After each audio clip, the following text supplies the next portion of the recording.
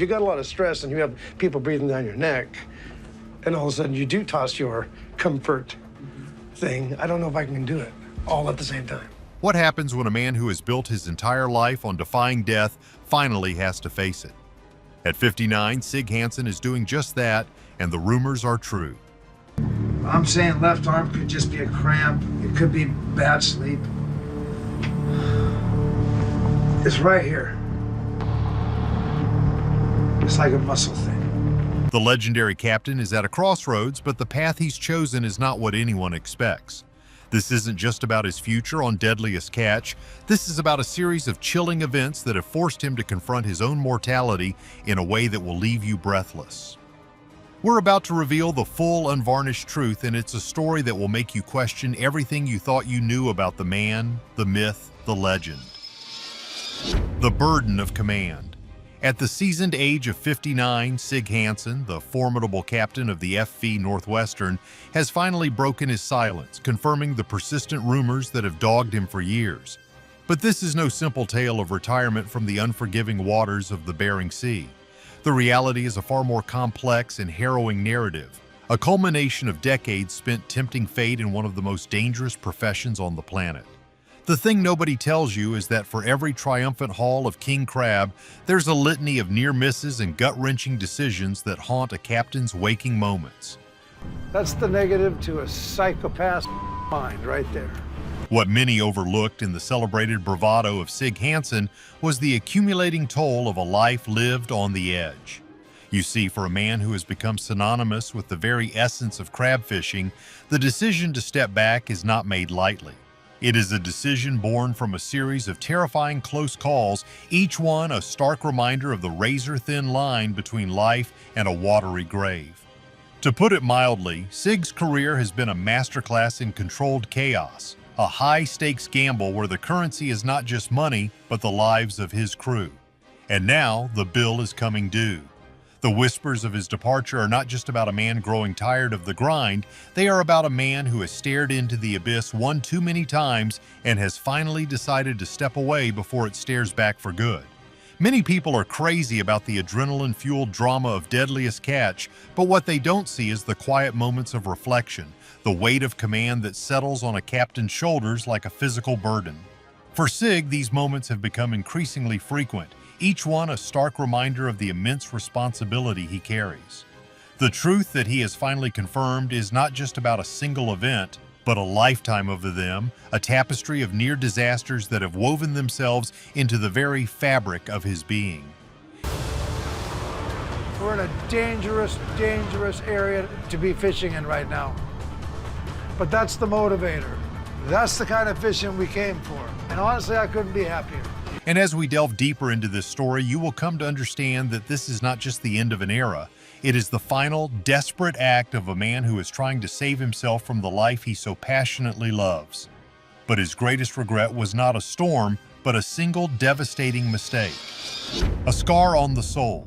You see, the life of a crab boat captain is a relentless series of calculations, a constant battle against the elements and the clock. But for Sig Hansen, there is one miscalculation that has haunted him for decades, a ghost that walks the decks of the Northwestern even on the calmest of days. It was early in his career, a brash and confident young captain of 27 or 28, eager to prove his mettle. A brutal storm had just passed, and in the adrenaline-fueled aftermath, Sig made a fateful error. He failed to sound the alarm, a simple oversight with devastating consequences. A 900-pound crab pot, a behemoth of steel and mesh, broke free, swinging across the deck like a pendulum of destruction. It struck a crew member, a man who had put his trust in his captain, and the impact was catastrophic, causing severe and lasting damage to his back. The thing nobody tells you about leadership is the crushing weight of responsibility when things go wrong. Every few hours, this game is changing. But if I see crab, I want to put him back.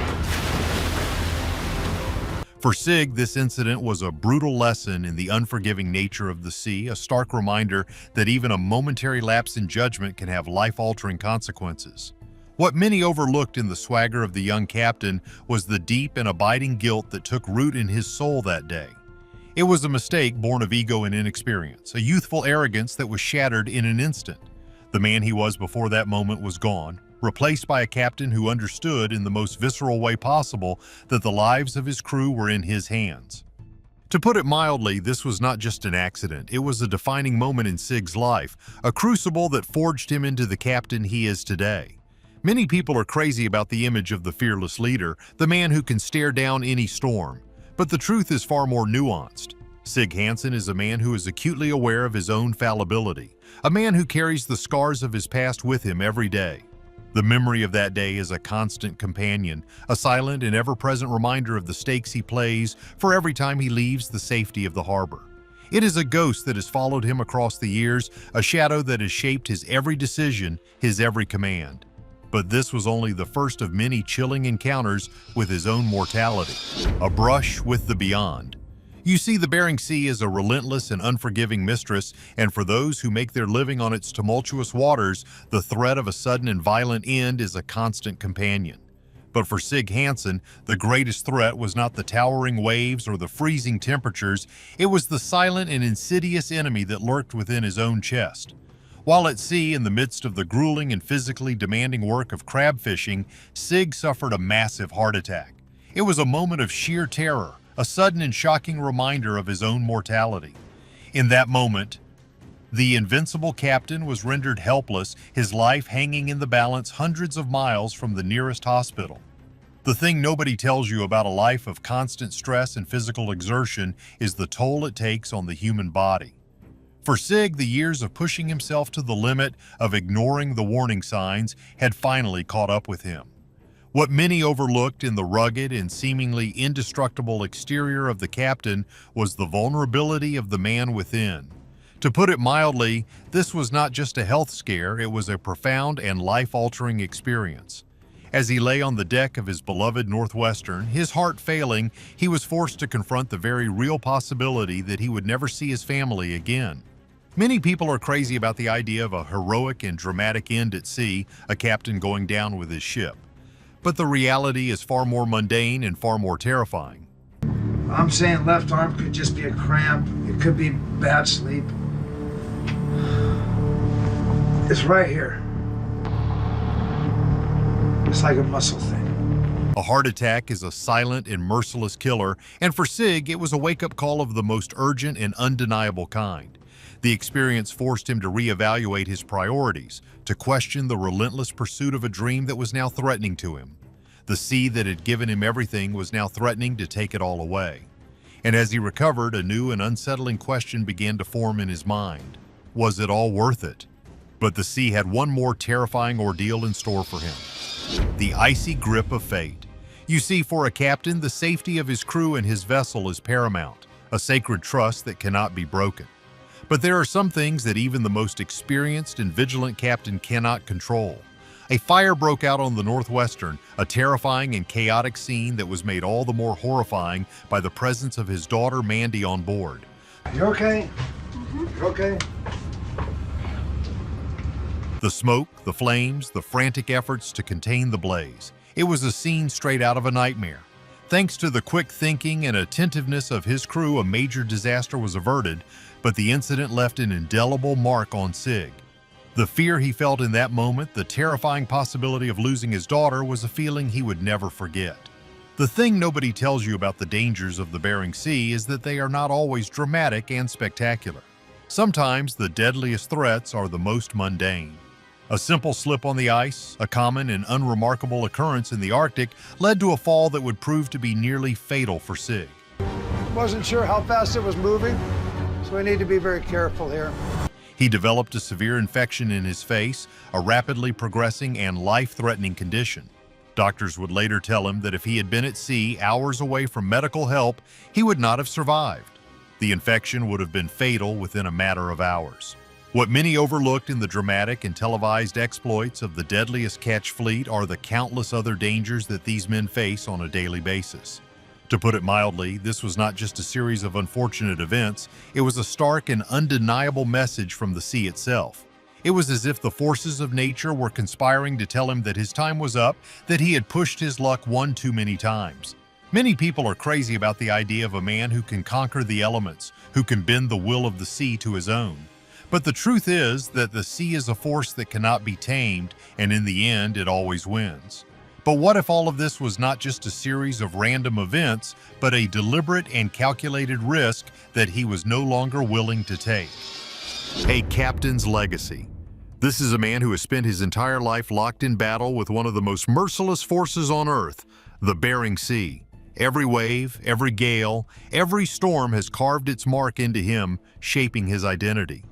But now, after decades of commanding the Northwestern, after staring down nature at its fiercest, and after suffering a heart attack that served as a final dire warning, Sig Hansen is finally listening. For the first time, he is acknowledging what so many fishermen refuse to admit. There are some things in life more important than the thrill of the chase or the allure of the big score. The time has come to prioritize his family, to step back and spend the years he has left with the people who matter most. Yet for a man forged in salt spray and screaming gales, simply fading into a quiet retirement is an impossible fantasy. Sig is not built for silence, for rocking chairs, or for living only on memories. His entire identity is tied to the roar of engines. We are way up the line. We took these 50 pots up to the northeast end, so we're on the outer edges. Starting to worry, for real. The rush of adrenaline and the taste of victory pulled from an unforgiving sea. And so the rumors that have swirled among crews and harbors are true, but they do not tell the full story. What seems like an ending is, in fact, the beginning of something far more extraordinary. In a twist no one saw coming, Sig is teaming up with his longtime rival, Captain Jonathan Hillstrand of the Time Bandit. Once fierce competitors, bound by mutual respect but divided by the ruthless math of crab quotas and catches, these two men are setting aside old rivalries for one last pact. This isn't about another grueling season of pots, charts, and logbooks. This is something else entirely. It is a quest, an odyssey into waters where myth and reality blur. Their target is no ordinary prize. It is a creature whispered about in mess halls and dockside bars, a legend that has haunted the imaginations of fishermen for generations, a giant king crab of impossible size and cunning. This isn't just a record-breaking crab. According to some, it may not even be a creature that belongs in this age. One theory suggests it is a genetic throwback, an ancient ancestor of the modern king crab, somehow surviving for centuries in the volcanic trenches of the Aleutian chain. Another, more unsettling rumor claims it is the patriarch of a hidden colony of colossal crabs, forced into shallower waters by the shifting heat of the earth itself. They call it the Czar of the Deep. More than just a beast, it is said to be unnaturally intelligent, a solitary titan that has learned to avoid traps, outwit fleets, and vanish like a ghost whenever men have come close. For Sig and Jonathan, the chase is no longer about money or fame. It is about the myth itself. It is about proving that the sea, even after all these years, still holds mysteries worth risking everything for. And so the two captains set their course not toward retirement, but toward one final storm, one last impossible adventure that may etch their names into legend forever. What do you think of Sig's decision? Was it the right one? Let us know in the comments below, and don't forget to like and subscribe for more incredible stories from the world's most dangerous jobs. But the real question is, will he find the legendary giant king crab, or is this one final desperate gamble that will end in tragedy?